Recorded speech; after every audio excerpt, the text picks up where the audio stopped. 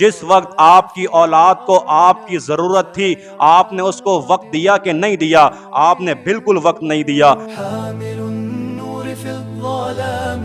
أسود آپ نے اپنی دکان کو وقت دیا، آپ نے اپنے کاروبار کو وقت دیا۔ بچہ کہاں جا رہا ہے، کیا کر رہا ہے، کس سے مل رہا ہے، کہاں بیٹھ رہا ہے، آپ نے نہیں دیکھا۔ أرضنا سيرحل الغادرون آج آپ بستر میں منہ دے کر روتے تو ہیں، لیکن کبھی کہیے آ کے کہ ہاں غلطی ہو گئی کہ جس وقت مجھے اس کو مسجد میں لانا تھا، جس وقت اس کو مجھے اللہ کی معرفت دینی تھی، جس وقت مجھے اس کو اللہ کا قرآن دینا تھا، میں نے اس کو یہ وقت نہیں دیا، میں نے اس کو یہ ماحول نہیں دیا، میں نے اس کو یہ مساجد کی صفیں عطا نہیں کی، غرباء في درب العلا میں نے اس کو قرآن کے اوراق نہیں دیے، میں نے اس کو مساجد کے ائمہ خطبہ علماء کی عزت و تکریم نہیں سکھائی۔ جرى دهر أو تناءنا آج وہ انسان تمہارا بچہ برباد ہو چکا ہے اور بربادی کے دہانے پہ پہنچ چکا ہے، تو مانیے کہ غلطی آپ کی ہے۔ صود والخائنون للعهد لا يصمودون ان الحمد للہ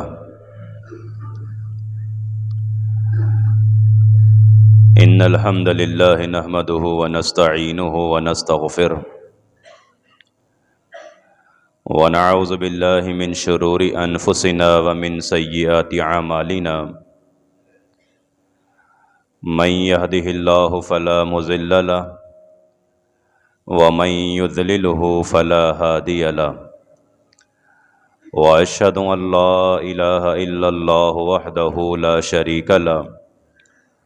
واشهد ان محمدا عبده ورسوله اللهم صل على محمد وعلى آل محمد كما صليت على إبراهيم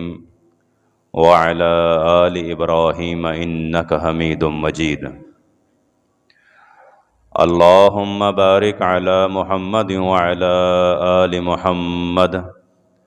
كما باركت على إبراهيم وعلى آل إبراهيم إنك حميد مجيد اما بعد فإن خير الحديث كتاب الله وخير الهدي هدي محمد صلى الله عليه وسلم وشر الأمور محدثاتها وكل محدثة بدعة وكل بدعة ضلالة وكل ضلالة في النار فاعوذ باللہ السمیع العلیم من الشیطان الرجیم من ہمزہ ونفخہ ونفثہ یا ایہا الذین آمنوا کتب علیکم الصیام کما کتب علی الذین من قبلکم لعلکم تتقون رب اشرح لی صدری ویسر لی امری واحلل عقدۃ من لسانی یفقہوا قولی رب زدنی علما رب زدنی علما رب زدنی علما۔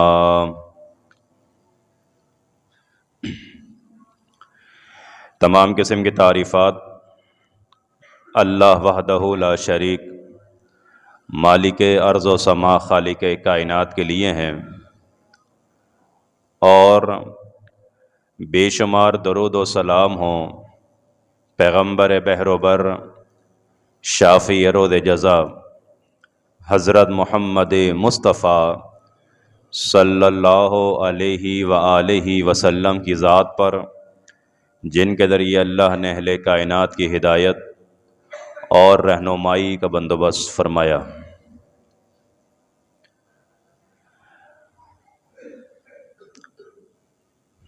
ماہ رمضان المبارک نیکیوں کا مہینہ ہے۔ ماہ رمضان روزوں کا مہینہ ہے۔ ماہ رمضان قرآن کا مہینہ ہے۔ ماہ رمضان انفاق فی سبیل اللہ کا مہینہ ہے۔ ماہ رمضان قیام اللیل کا مہینہ ہے۔ ماہ رمضان صبر کا مہینہ ہے۔ ماہ رمضان عفو و درگزر کا مہینہ ہے۔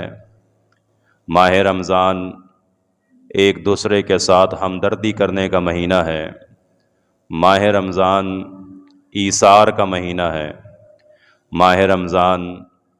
قربانی کا مہینہ ہے، ماہ رمضان ایک دوسرے کے ساتھ خیر خواہی کرنے کا مہینہ ہے، ماہ رمضان اللہ کا ذکر کرنے کا مہینہ ہے، ماہ رمضان اللہ رب العالمین کو راضی کرنے کا مہینہ ہے، ماہ رمضان اللہ کا قرب حاصل کرنے کا مہینہ ہے، ماہ رمضان استغفار کا مہینہ ہے، ماہ رمضان اپنے گناہوں پر نادم ہو کر توبہ کرنے کا مہینہ ہے، اور ماہ رمضان کا اولین اور سب سے بڑھ کر مقصد تقوی حاصل کرنے کا مہینہ ہے۔ یہ ساری عظمتیں، رفتیں، بلندیاں، عروج، مقام اللہ رب العالمین نے ماہ رمضان المبارک کو عطا فرمایا ہے۔ اس کے برعکس سن لیجئے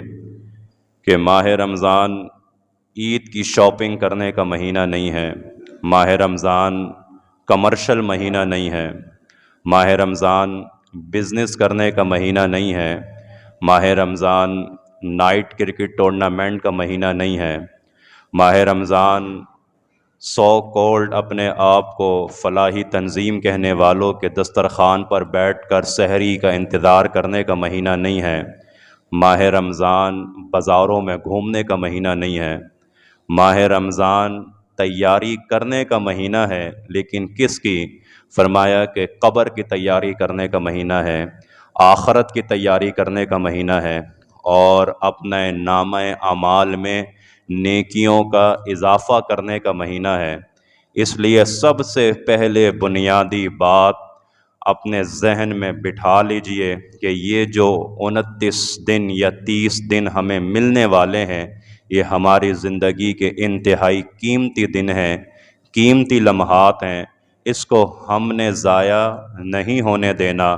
اللہ رب العالمین سے توفیق مانگتے ہوئے، اللہ کی مدد مانگتے ہوئے انشاءاللہ اس پورے مہینے میں ہم نے عبادات کرنی ہے، قرآن پڑھنا ہے، ذکر و اذکار کرنا ہے، اور جتنا اللہ نے توفیق دی اللہ رب العالمین کے راستے میں خرچ کرنا ہے۔ اور اولین ترجیح ہماری اور اولین مقصد یہ ہو کہ لعلکم تتقون، کہ تم انفرادیت میں اللہ سے ڈرنے والے بن جاؤ، خلوت میں اللہ رب العالمین کا خوف تمہارے سینے میں موجود ہو، جہاں تم اکیلے ہو وہاں بھی تم اللہ رب العالمین سے ڈر جاؤ۔ فرمایا اگر تمہارا رزلٹ یہ آ گیا، نتیجہ یہ آ گیا، تو تم دنیا میں بھی سرخرو ہو گئے اور تم آخرت میں بھی کامیاب ہو گئے ہو۔ لیکن اگر انفرادیت، خلوت، اکیلے میں تمہیں کوئی گناہ کرنے کا موقع میسر آ جائے، وسائل بھی تمہارے پاس پورے ہوں، انتظامات بھی تمہارے پاس ہوں، اور پھر تم اس گناہ کرنے کی قدرت بھی رکھتے ہو، لیکن تم اس گناہ سے اپنے آپ کو بچا لیتے ہو، تو یقیناً تم کامیاب ہو۔ لیکن اگر تم وہ گناہ کر بیٹھتے ہو، ابلیس کے، شیطان کے بہکاوے میں آ جاتے ہو، تو یاد رکھو تہامہ پہاڑی کے برابر بھی اگر نیکیاں لے کر آؤ گے، اللہ اکبر، تھوڑا سا سنبھلیے، تھوڑا سا سمجھیے، تھوڑا سا غور کیجئے اور اپنے آپ کو تبدیل کرنے کی کوشش کیجئے گا۔ فرمایا کہ اگر تہامہ پہاڑی کے برابر بھی تم نیکیاں لے کر آؤ گے، لیکن تم خلوت میں گناہ کرنے والے ہوگے اور انفرادیت میں اللہ کی نافرمانی کرنے والے ہوگے، ہم تمہاری ان ساری نیکیوں کو برباد کر کے رکھ دیں گے۔ تمہاری وہ ساری نیکیاں برباد ہو جائیں گی، کسی کام کی نہیں ہوں گی۔ تو سب سے پہلی چیز اپنے اندر تبدیلی، مرد حضرات، میری مائیں بہنیں، میرے بچے، نوجوان، یہ چیز پیدا کریں کہ بس تنہائی میں شیطان سے لڑنا ہے،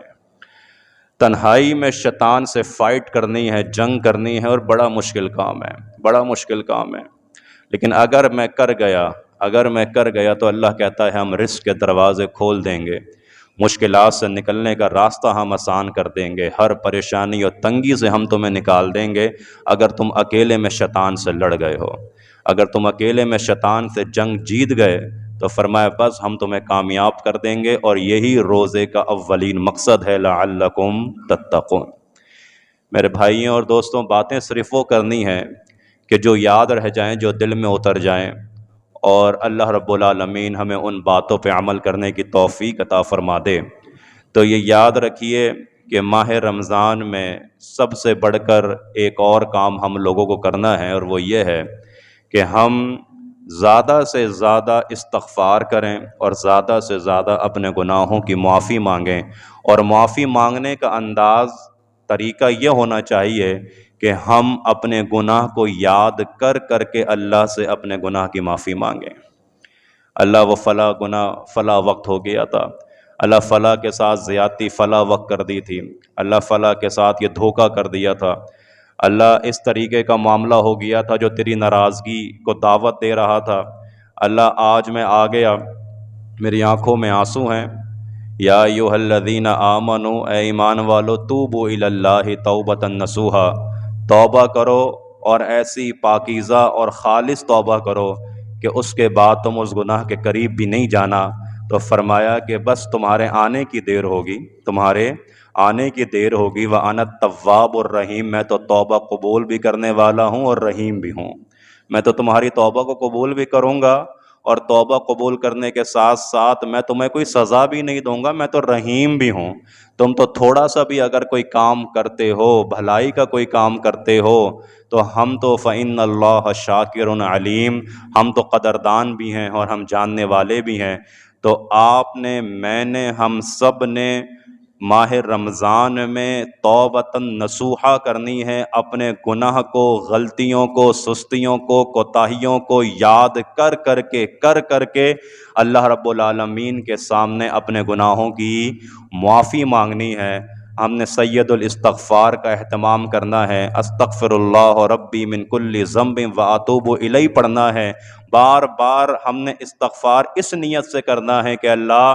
اب ہم بدلنے والے ہیں، اللہ اب ہم چینج ہونے والے ہیں، اللہ اب ہم اس گناہ کے قریب نہیں جائیں گے۔ تو فرمایا اس کے بے شمار فوائد ہیں جو سورہ نوح کے اندر آپ بارہا علماء کرام سے سنتے ہیں کہ فَقُلْتُ اسْتَغْفِرُوا رَبَّكُمْ إِنَّهُ كَانَ غَفَّارًا يُرْسِلِ السَّمَاءَ عَلَيْكُمْ مِدْرَارًا وَيُمْدِدْكُمْ بِأَمْوَالٍ وَبَنِينَ وَيَجْعَلْ لَكُمْ جَنَّاتٍ وَيَجْعَلْ لَكُمْ أَنْهَارًا، کہ تم استغفار کرو گے، اپنے گناہوں کی معافی مانگو گے تو یرسل السماء علیکم مدرارا، ہم آسمان سے پانی کو برسائیں گے، تمہاری قحط سالی ختم کریں گے اور تمہیں تر و تازہ کر دیں گے۔ وَيُمْدِدْكُمْ بِأَمْوَالٍ، تم مال کے لیے دن رات ایک کرتے ہو، دن کی ڈیوٹی بھی کرتے ہو، نائٹ شفٹیں بھی لگاتے ہو، رات کو کاروبار اپنا دیر سے بند کرتے ہو، دکانیں تمہاری دیر سے بند ہوتی ہیں کہ 2 گاہک اور آ جائیں، 4 گاہک اور آ جائیں۔ ہم یہ کہتے ہیں کہ آؤ استغفار کرو، توبۃ نصوحا کرو، اپنے گناہوں کی معافی مانگو۔ وَيُمْدِدْكُمْ بِأَمْوَالٍ، تمہارے مال میں برکتیں ہم عطا فرمائیں گے، تمہارے کاروبار میں برکتیں ہم عطا فرمائیں گے، تمہاری ایک دکان سے 2 دکانیں ہم کریں گے، تمہاری 2 دکانوں سے 4 دکانیں ہم کریں گے، تمہاری آمدنی 1 لاکھ سے بڑھا کر 2 لاکھ ہم کریں گے۔ وَيُمْدِدْكُمْ بِأَمْوَالٍ، مال میں برکت ہم تمہیں دیں گے، کیونکہ مال میں برکت ہمارے علاوہ کوئی دینے کی طاقت نہیں رکھتا ہے۔ تو آ کے تم استغفار کرو گے، گناہ کی معافی مانگو گے، ہم سے سوال کرو گے، ہم انا التواب الرحیم ہیں، ہم فوراً راضی ہو جائیں گے، تمہیں معاف کر دیں گے، تمہارے اوپر اپنی رحمت کے پروانے جاری کر دیں گے، اور پھر ہم تمہاری قسمتوں کو تبدیل کر دیں گے، تمہاری تقدیروں کو بدل دیں گے، اور تمہارے معاملات کو ہم سدھار دیں گے۔ یہ یاد رکھیے کہ اللہ رب العالمین سے اس کی شان کے مطابق مانگنا چاہیے۔ اللہ میں تیری شان کے لائق اللہ تجھ سے سوال کرتا ہوں کہ مجھے فلاں چیز عطا فرما۔ میں اکثر ابھی آج کل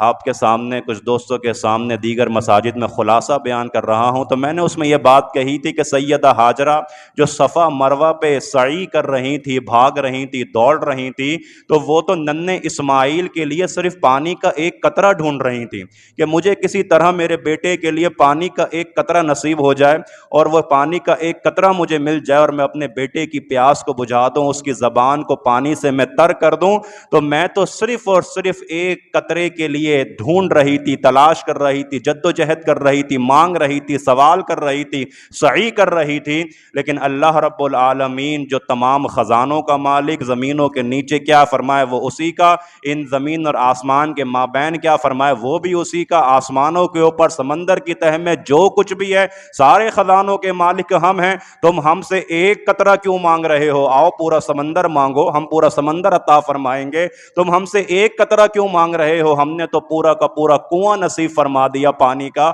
اور وہ بھی ایسا کنواں جاری کر دیا کہ جو تا قیامت جاری اور ساری رہے گا۔ تو اللہ رب العالمین سے استغفار کرنے کے بعد، اپنے گناہ کی معافی مانگنے کے بعد، اظہار کرنے کے بعد، علل اعلان ڈنکے کی چوٹ کہنے کے بعد کہ اللہ ہاں یہ غلطی ہوئی ہے، اللہ ہاں یہ معصیت کا کام ہوا ہے، مجھے معاف فرما دے۔ دیکھیں، غلطی کا اعتراف کر لینا، گناہ کا اعتراف کر لینا انسان کو مزید غلطی کرنے سے بچاتا ہے، مزید گناہ کرنے سے بچاتا ہے۔ میں پھر یہ بات بھی کہا کرتا ہوں کہ آپ اگر ابلیس اور سیدنا آدم علیہ السلام کا واقعہ پڑھ لیں تو یہ بات بالکل واضح ہو جائے گی کہ ابلیس کے جس نے تکبر بھی کیا، جس نے انکار بھی کیا، کہ جس نے اللہ رب العالمین کی نافرمانی بھی کی، ابا واستکبر وکان من الکافرین، میں بابا آدم علیہ السلام کو سجدہ نہیں کر سکتا کیونکہ میں آگ سے پیدا کیا گیا، یہ مٹی سے پیدا کیا، گھمنڈ بھی کیا، تکبر بھی کیا،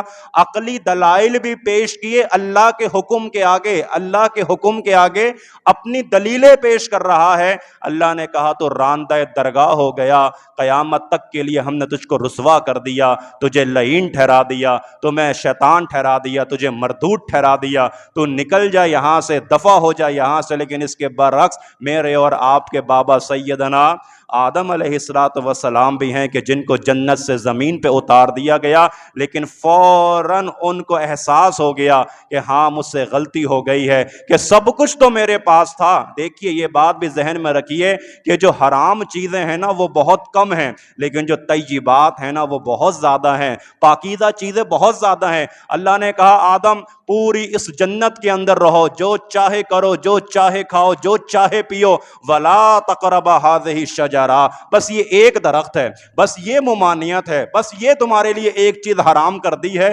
اس کے قریب مت جانا۔ لیکن یہ شیطان ہے جو انسان کا ازل سے دشمن ہے، کہ ساری طیبات کو چھوڑ کے، سارے پاکیزہ چیزوں کو چھوڑ کر، سارے کے سارے حلال راستوں کو چھوڑ کر وہ ایک حرام کا راستہ دکھاتا ہے، اور انسان کہتا ہے ہاں یہی راستہ سب سے بہتر ہے، یہی راستہ سب سے سیدھا ہے۔ لیکن اگر اس وقت یہ سمجھ میں آ گیا کہ نہیں یہ راستہ رحمان کا نہیں بلکہ یہ راستہ شیطان کا راستہ ہے، تو ہم شیطان کے خلاف جنگ جیت سکتے ہیں۔ آدم علیہ السلام ہمارے بابا چلے گئے اس درخت کے قریب، اللہ رب العالمین نے جنت سے زمینوں پہ بھیج دیا، اور اس کے بعد فوراً آدم علیہ السلام نے اللہ رب العالمین سے دعا کی، ربنا ظلمنا انفسنا وان لم تغفر لنا وترحمنا لنکونن من الخاسرین۔ اللہ ظلم ہو گیا، اللہ غلطی ہو گئی، اپنی جان پہ غلطی کر بیٹھا، اللہ تو نے اگر میرے اوپر رحم نہ کیا، میرے گناہ کو نہ بخشا، میری کوتاہی کو معاف نہ کیا، تو لنکونن من الخاسرین، اللہ میں تو نقصان اٹھانے والوں میں سے ہو جاؤں گا، اللہ میں تو خسارہ پانے والوں میں سے ہو جاؤں گا۔ تو تھوڑا سا رک کر سوچئے کہاں کہاں غلطیاں ہوئی ہیں، کہاں کہاں گناہ ہوئے ہیں۔ ماہ رمضان کی راتوں کو بابرکت سمجھیے، اپنے لیے غنیمت سمجھیے، اور یاد کر کر کے اپنے میموری کو کھنگال کر اپنے گناہ کو یاد کیجئے، اور اللہ رب العالمین کے سامنے سرنڈر کر دیجئے، اللہ مجھے بخش دے، اللہ مجھے معاف فرما دے، اللہ میری غلطی اور کوتاہیوں کو معاف فرما دے۔ مانیے آپ سے غلطیاں ہوئی ہیں، تسلیم کیجئے، لیجئے ہم سے غلطیاں ہوئی ہیں، ہم سے ایسی ایسی غلطیاں ہوئی ہیں کہ جس موقع پہ آج لوگ کہتے ہیں کہ میری اولاد تو میرے ہاتھ سے نکل گئی ہے، میری اولاد تو غلط کاموں میں پڑ گئی ہے، میری اولاد نشے کا عادی بن چکا ہے۔ اللہ اکبر! کسی وقت سوچا آپ نے کہ جس وقت آپ کی اولاد کو آپ کی ضرورت تھی آپ نے اس کو وقت دیا کہ نہیں دیا؟ آپ نے بالکل وقت نہیں دیا۔ آپ نے اپنی دکان کو وقت دیا، آپ نے اپنے کاروبار کو وقت دیا، بچہ کہاں جا رہا ہے، کیا کر رہا ہے، کس سے مل رہا ہے، کہاں بیٹھ رہا ہے، آپ نے نہیں دیکھا۔ آج آپ بستر میں منہ دے کر روتے تو ہیں لیکن کبھی کہیے آ کے کہ ہاں غلطی ہو گئی کہ جس وقت مجھے اس کو مسجد میں لانا تھا،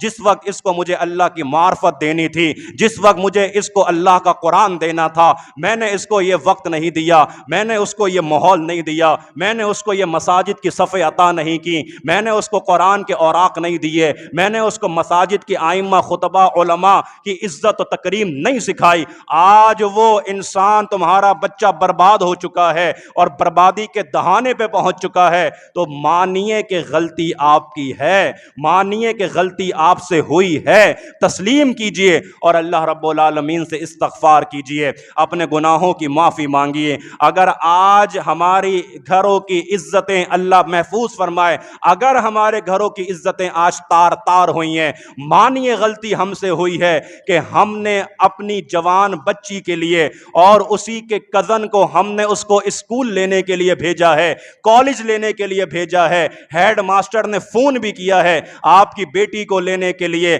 آپ کا بھائی کا بیٹا آیا ہے، جوان بچہ آیا ہے، آپ نے اس کو کیوں بھیجا ہے؟ لیکن پیچھے سے آواز یہ آئی حضرت بھیج دیجئے، مجھے اس پہ بھروسہ ہے، بھیج دیجئے، مجھے اس پہ اعتماد ہے۔ آپ کو اعتماد ہے، آپ کو بھروسہ ہے، لیکن اللہ اور اس کے رسول کو کوئی اعتماد نہیں ہے، اللہ اور اس کے رسول کو کوئی بھروسہ نہیں ہے۔ غیر محرم میں کوئی برکتیں نہیں ہو سکتی، غیر محرم پہ کوئی اعتماد نہیں کیا جا سکتا، کوئی بھروسہ نہیں کیا جا سکتا۔ جو غیر محرم ہے وہ غیر محرم ہے، پھر آپ یہ کہیں کہ یہ تو بھائی جیسا ہے، یہ تو بہن جیسی ہے، پھر آپ مانیے کہ جب آپ کی عزتیں تار تار ہوئیں پھر آپ نے منہ چھپایا، نگاہیں جھکی، گردنیں جھکی ہیں آپ کی صرف اسی وجہ سے کہ آپ سے غلطی ہوئی اور آپ اس غلطی کا ازالہ کرنے کے لیے آج بھی تیار نہیں ہیں۔ میں اتنی غلطیاں معاشرے کی گنوا سکتا ہوں، لیکن میں صرف یہ بات کہنا چاہتا ہوں کہ جو غلطیاں ہوئی ہیں، جو کوتاہیاں ہوئی ہیں، جو گناہ ہوئے ہیں، جس وجہ سے بھی ہوئے ہیں، آ جائیے، ایک بار آ جائیے اور جھک جائیے اللہ کے سامنے اور اپنے گناہ کی معافی مانگ لیجئے، اللہ رب العالمین سے استغفار کر لیجئے، توبو الی اللہ توبۃ نصوحا کر لیجئے، اور پھر یہ بات بھی دوبارہ سن لیجئے کہ لا تقنطوا من رحمت اللہ، تم جتنے بڑے بھی گناہگار ہو اللہ کی رحمت سے مایوس نہ ہونا، تم جتنے بڑے بھی زانی ہو اللہ کی رحمت سے مایوس مت ہونا، آ جاؤ، بس ایک مرتبہ آ جاؤ اور اللہ رب العالمین سے اپنے گناہ کی معافی مانگ لو۔ تو میرے بھائیوں اور دوستوں، تقوی کے ساتھ ساتھ ہمیں استغفار کرنا ہے، اللہ سے اپنے گناہوں کی معافی مانگنی ہے۔ پھر میں کہا کرتا ہوں کہ ماہ رمضان تو در حقیقت قرآن کا مہینہ ہے، یہ ماہ رمضان کی برکتیں اس کی صبح ہو یا اس کی شام ہو، اس کے دن ہو یا اس کی راتیں ہو، اس کا آخری پہر ہو، یہ سب مبارک ہے، یہ شہر مبارکہ آپ کے پاس آ گیا ہے، یہ مہینہ مبارک مہینہ ہے، اور یہ مبارک مہینہ اسی لیے ہے، اس کی برکتیں اسی لیے ہیں کہ اس مہینے میں شہر رمضان الذی انزل فیہ القرآن، کیونکہ ہم نے اس مہینے میں قرآن کو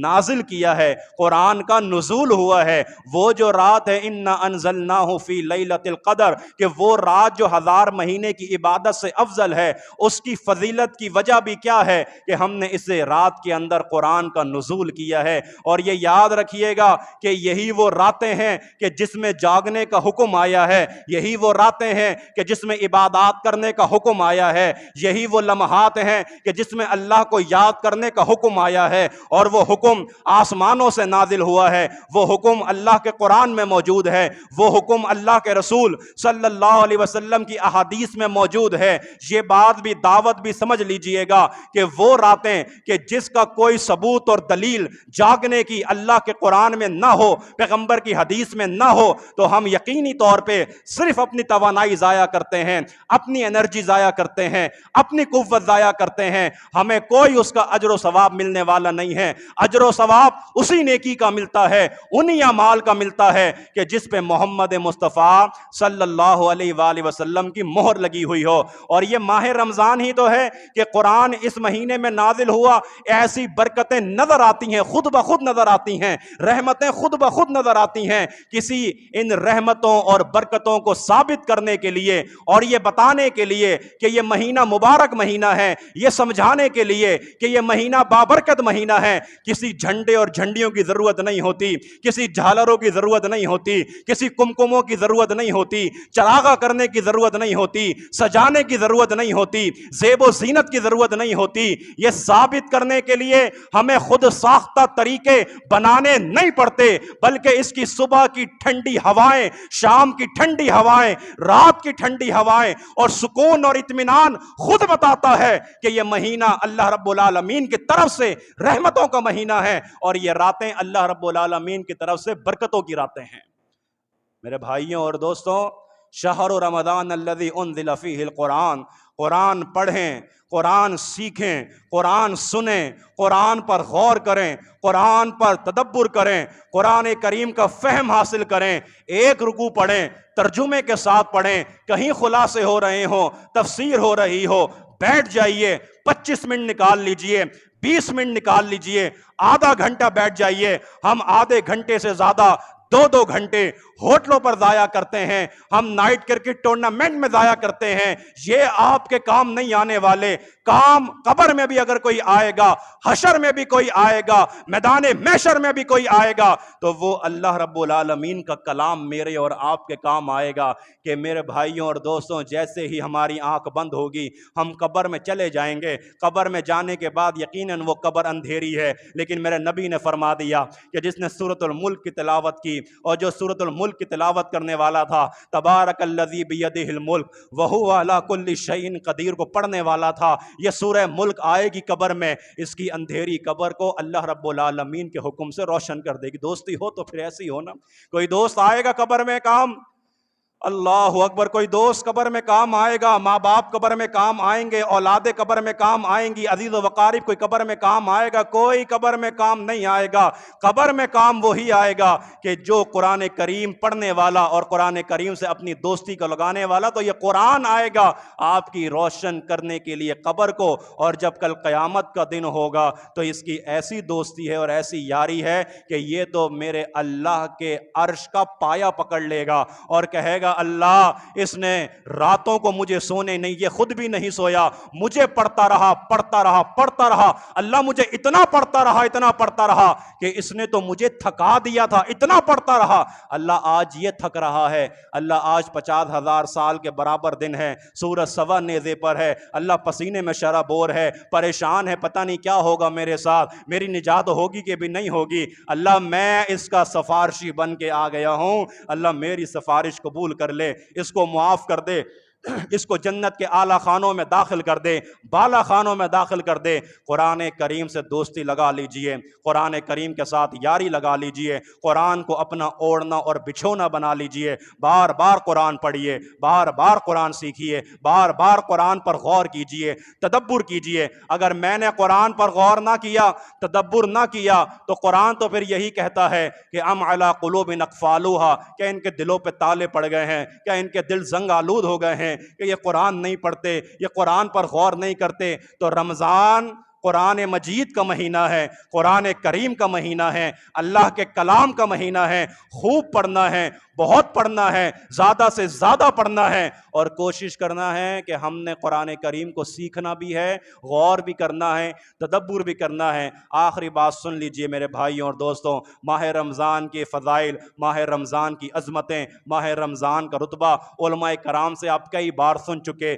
اب تبدیل ہوئیے، اب اپنے آپ کو بدلیے. میں کہا کرتا ہوں، سن لیجئے کہ عمل سے بنتی ہے زندگی، جنت بھی جہنم بھی. اب عمل کے لیے تیار ہو جائیے. اب ہمارے ہمارے کتنے کلاس فیلو ہیں کہ جو ہم سے دنیا سے چلے گئے ہیں، روٹ گئے ہیں، اللہ کے پاس پہنچ چکے ہیں. کتنے ایسے لوگ ہیں جو پچھلے رمضان موجود تھے، اس مرکز میں بھی ہوں گے، آج وہ نہیں ہیں. پھر ایک وقت آئے گا کہ ہم بھی اس مرکز میں موجود نہیں ہوں گے، ہم بھی قبروں کے اندر ہوں گے. تو بس یہ زندگی کیا زندگی ہے؟ یہ تو سب مایا ہے، یہ تو ایک دن سب فنا ہو جانے والی ہے، سب ختم ہو جانے والا ہے. جو کمایا ہے، جو حاصل کیا ہے، وہ سب یہیں رہ جائے گا. ساتھ جائے گا اللہ کا قرآن، جائے گا اللہ کی توحید، جائے گی میرے نبی علیہ الصلوۃ والسلام کی سنت، جائے گی اعمال نیکیاں جائیں گی، اور ایسے اعمال جائیں گے کہ جو اعمال اللہ رب العالمین اپنی بارگاہ میں قبول فرما لے گا. میرے بھائیوں اور دوستوں، آخری بات یہ ہے کہ اس ماہ میں اٹھتے بیٹھتے چلتے پھرتے اور پھر مخصوص کسی وقت میں مصلی بچھا کر رات کی تاریکیوں میں ہم نے خوب اپنے رب سے دعائیں کرنی ہیں، دعائیں. کیونکہ آپ نے علماء سے سنا ہے، یا ایھا الذین آمنوا کتب علیکم الصیام کما کتب علی الذین من قبلکم لعلکم تتقون. چل رہا ہے، فضائل چل رہے ہیں، رمضان کے مسائل چل رہے ہیں، لیکن اچانک ایک آیت آ جاتی ہے، وَإِذَا سَأَلَكَ عِبَادِي أَنِّي فَإِنِّي قَرِيبٌ أُجِيبُ دَعْوَةَ الدَّاعِ إِذَا دَعَانِ فَلْيَسْتَجِيبُوا لِي وَلْيُؤْمِنُوا بِي لَعَلَّهُمْ يَرْشُدُونَ. کہ میرے پیغمبر، میرے بندے میرے بارے میں سوال کرتے ہیں، پوچھتے ہیں نا کہ کہاں ہیں، تو کہہ دیجئے فَإِنِّي قَرِيب، میں تو قریب ہوں، میں تو قریب ہوں. اور جہاں بھی قرآن میں یسألونک لفظ آیا، یسألونک عن الروح آیا، یسألونک عن المحیض آیا، جہاں بھی یسألونک آیا اس کے فوراً بعد آیا قل، اے نبی کہہ دیجئے، قل اے نبی کہہ دیجئے، قل اے نبی کہہ دیجئے. لیکن یہاں پہ تو میرے رب نے حیران کر دیا کہ یہاں بھی سوال کرنے والی بات تو آئی کہ یہ سوال کرتے ہیں کہ میں کہاں ہوں، لیکن یہاں قل کا لفظ اللہ نے استعمال نہیں کیا. اللہ رب العالمین نے ڈائریکٹ کہہ دیا فَإِنِّي قَرِيب، میں تو قریب ہوں. قل کا لفظ بھی اپنے اور اپنے بندوں کے درمیان اللہ نے واسطے اور وسیلے کے لیے نہیں رکھا، سیدھا کہہ دیا فَإِنِّي قَرِيب. ان سے کہہ دیں کہ میں قریب ہوں. اللہ آپ کتنے قریب ہیں؟ فرمایا اجیب دعوت الداعی اذا دعان فلیستجیبوا، کہ جب بھی کوئی پکارنے والا، یاد رکھیں، جب بھی کوئی پکارنے والا پکارتا ہے تو دعا مانگنے کے لیے ضروری ہے کہ اللہ رب العالمین کے سامنے ایسے بیٹھیں کہ اللہ میں بالکل بے بس ہوں، میں محتاج ہوں،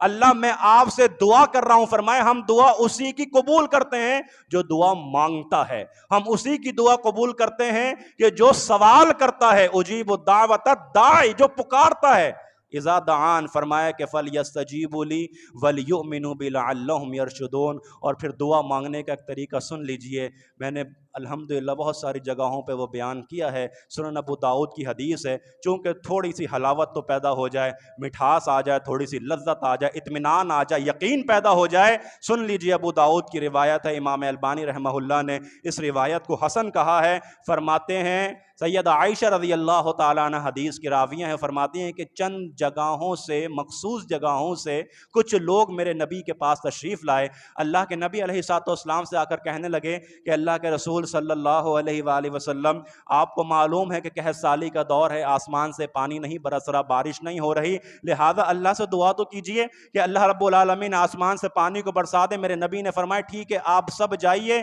اور عیدگاہ میں جمع ہو جائیے، میدان میں جا کے آپ تمام لوگ جمع ہو جائیے، میں وہاں آتا ہوں. تھوڑی دیر کے بعد جب اللہ کے نبی علیہ الصلوۃ والسلام وہاں تشریف لے گئے، تمام لوگ وہاں موجود تھے. صحابہ فرماتے ہیں اللہ کے رسول صلی اللہ علیہ وسلم نے ایسے اپنے ہاتھوں کو اوپر کیا، ایسے اپنے ہاتھوں کو بلند کیا اور فرمایا الحمدللہ رب العالمین الرحمن الرحیم مالک یوم الدین لا الہ الا اللہ یفعل ما یرید اللہم انت لا الہ انت الغنی ونحن الفقراء. اللہ تمام تعریفیں تیرے لیے ہیں، تو تمام جہانوں کا پالنے والا ہے. اللہ تو رحمان ہے، تو رحیم ہے، یوم جزا اور سزا کے دن کا مالک ہے. لا الہ الا اللہ، تیرے علاوہ کوئی عبادت کے لائق نہیں. یفعل ما یرید، تو جو چاہتا ہے کرتا ہے. اللہ اللہم انت لا الہ، اللہ تیرے علاوہ کوئی عبادت کے لائق نہیں، انت الغنی، اللہ تو غنی ہے، ونحن الفقراء، ہم سب کے سب فقیر ہیں، ہم سب کے سب محتاج ہیں، اللہ آسمان سے بارش کو نازل فرما دے،